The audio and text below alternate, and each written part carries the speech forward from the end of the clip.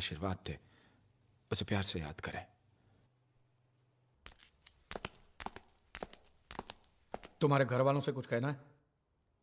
मेरे घर वालों को कुछ बताने की जरूरत नहीं, आप तो सब कुछ जानते हैं। मैं नहीं चाहता कि कल को कोई यहाँ पर आकर ये दावा करे कि मैं उनका वारिस हूँ। ठीक है, चलो।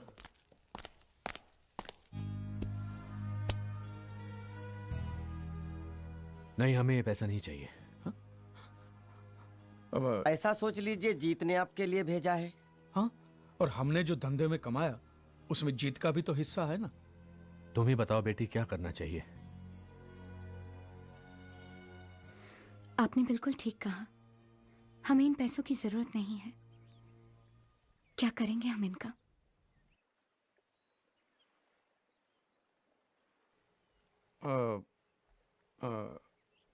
ये कौन है? ये वो जीत की जीत की क्या? जीत की विधवा है। पूजा? आपको कैसे पता? जीत ने बताया था। क्या बताया उसने मेरे बारे में? कि वो मुझे पसंद करता है। तुम अंदर जाओ बेटी। आप जीत को करीब से जानते थे? करीब से नहीं, दिल से। काश मैं उसके दिल को जान पाता, तो आज ये नौबत कभी नहीं आती। सब तकदीर का खेल है। अब तो हम भी यही तसल्ली दे सकते हैं अपने आप को। ये पैसा आप रख लीजिए और इस लड़के की शादी करवा दीजिए। और मैं आपसे भी कहता हूँ मास्टर जी कि आपके दिल में अगर जीत के लिए थोड़ा सा भी प्यार है ना, तो बाकी की जिंदगी आप खुशी से बिताइए। हाँ हाँ, वो मर गया तो क्या हुआ? आज देखिए अच्छी पोजीशन पे तो पहुंच गया ना। कम से कम इस बात की तो खुशी होनी चाहिए आपको।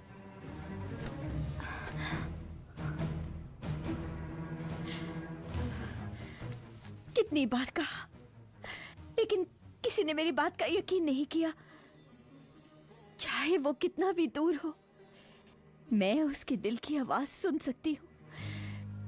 पिछले कई दिनों से मुझे ये महसूस हो रहा था, मेरा बेटा मरा नहीं है, वो जिंदा है।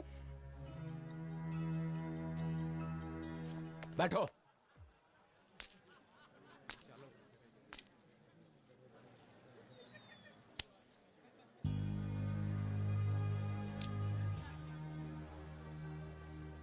अंदर आइए पिताजी। नहीं, मैं नहीं आऊंगा। जिनको बोलकर आना है आ जाओ, फिर हमें तुरंत जाना है। चलो।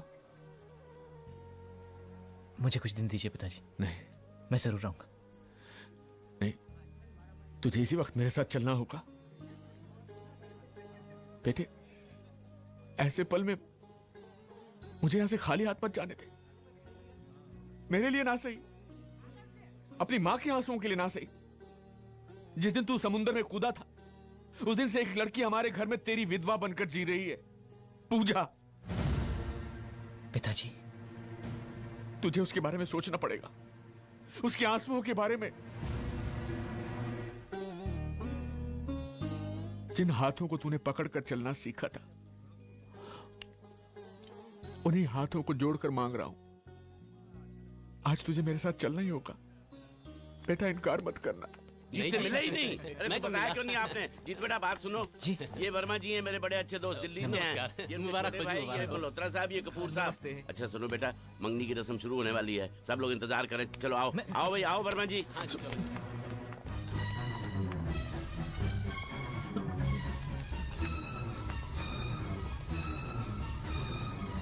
मैं लेकर आता हूं उसे। अब वो इस घर का सदस्य है, आपका बेटा नहीं है। मेरा बेटा कैसे नहीं है? मैं भी देखता हूँ कि मेरे खून पर मुझसे ज्यादा हक किसका है। मेरी बात सुनिए। अकेला मत खड़ा करिए। क्यों ना कहूँ, मैं अपने बेटे को साथ लेकर जाऊंगा। देखता हूँ कि मुझे कौन रोकता है। ठीक है, तो फिर जाइए, जाइए अंदर और मांगिए अपना हक। पता है अंदर क्या होगा? आपकी आंखों के सामने आपके बेटे की मौत होगी। देखना है आपको तो जाके देखिए। जाइए ना, जाइए। क्या आप जिम्मेदार नहीं है उसकी इस हालत के लिए? कम से कम अब तो उसे चैन से जीने दीजिए। आप जाइए यहाँ से। जब आपने एक बार मान लिया है कि वो मर चुका है, तो फिर से उसे जिंदा करके आप अब क्यों मारना चाहते हैं?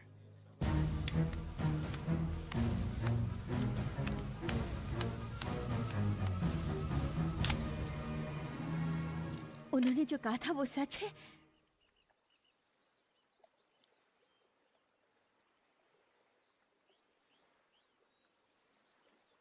मरे हुए कभी लौट कर वापस नहीं आते, और जो ऐसा सोचते हैं वो सरासर बेवकूफ है। और जानती हो उनमें सबसे बड़ा बेवकूफ कौन है? तुम। उसने तुमसे शादी नहीं की तो तुम कैसे अपने आप को उसकी विधवा कह सकती हो? अभी निकल जाओ इस घर से। अब मैं तुम्हें इस घर में एक पल भी नहीं रख सकता। चलो निकलो। ये क्या अनाप शनाप बक रहे हैं आप? अब इस घर में रहने का तुम्हें कोई अधिकार नहीं। निकल जाओ। तो तूने उसे देखा?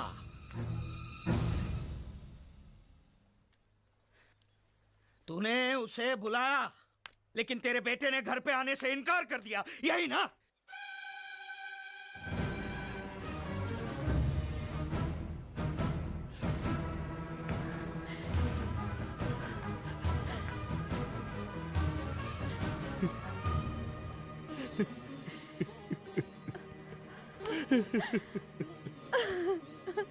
अब तुम्हें पता चला कि वो तुम्हारा मुंह बोला पति तुम्हें कितना सारा प्यार करता है। अगर वो तुम्हें चाहता ही नहीं है तो तुम इस घर में क्यों पड़ी हो? क्यों पड़ी हो तुम इस घर में?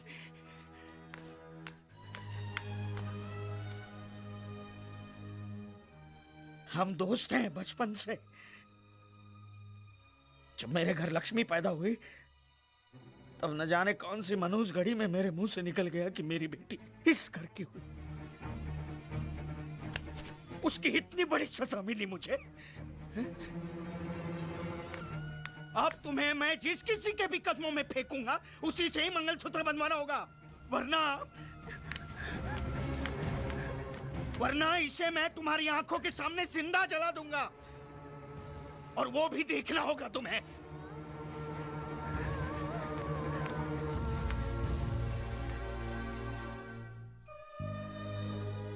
मैं घर जा रहा हूं पूजा से मिलने। एक बार माफी मांगकर उसकी मंजूरी तो लेनी ही चाहिए। इतना तो मुझे करना ही चाहिए।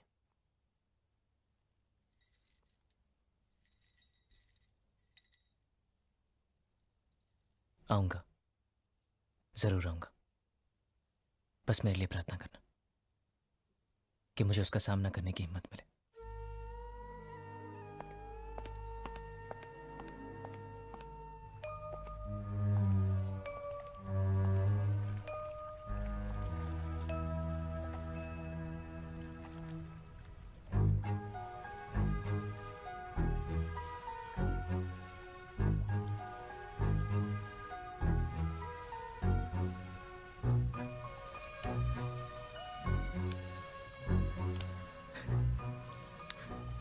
तू लौट आया, मेरा बेटा लौट आया। मुझे माफ कर दीजिए पिताजी। पता नहीं कहां जाकर मैं अपने पाप धो पाऊं। मेरा बच्चा। कुछ मत कहो बेटा। अगर मैं आज भी तुम्हें नहीं समझ सका तो मैं तुम्हारा बाप कहलाने के लायक नहीं।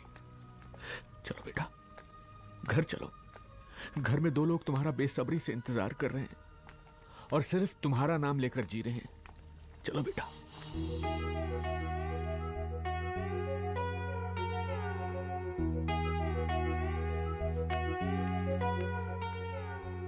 तुम्हारी तपस्या इसे वापस लेकर आई है।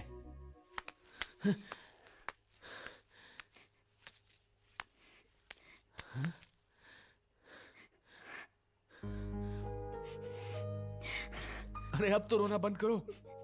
अब से जीत तुम्हारा है, सिर्फ तुम्हारा है ना बेटा? बेटा, अब एक पल भी इसे